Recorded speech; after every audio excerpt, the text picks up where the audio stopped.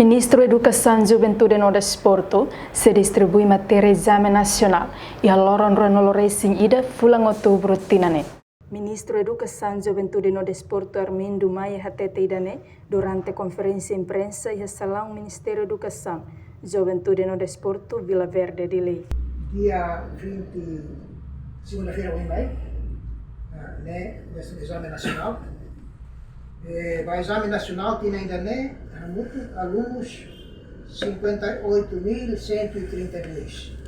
Rihun Lima Nulo Racional, a torcida Tornulo Racional. Consiste em terceiro ciclo, ensino básico terceiro ciclo, 30.886, secundário geral 22.525, técnico vocacional 43.039, ensino recorrente 382. É muito 58.132. O exame nacional se realiza no território da Arantona entre 24 ou 26 de outubro 2022. Exame local entre 27 e 29 de outubro 2022.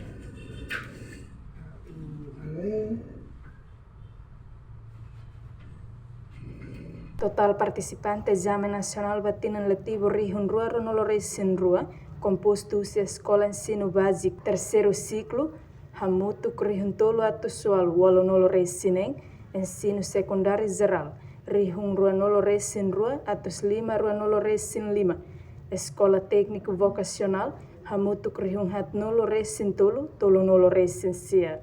No ensino recorrente na Atus Rua Walonoloresin Tolo. Entretanto, matéria exame nacional do ensino básico, língua portuguesa, inglês, biologia, física e matemática. Matéria exame nacional do ensino secundário geral, dala em português, inglês, sociologia, história, e geografia.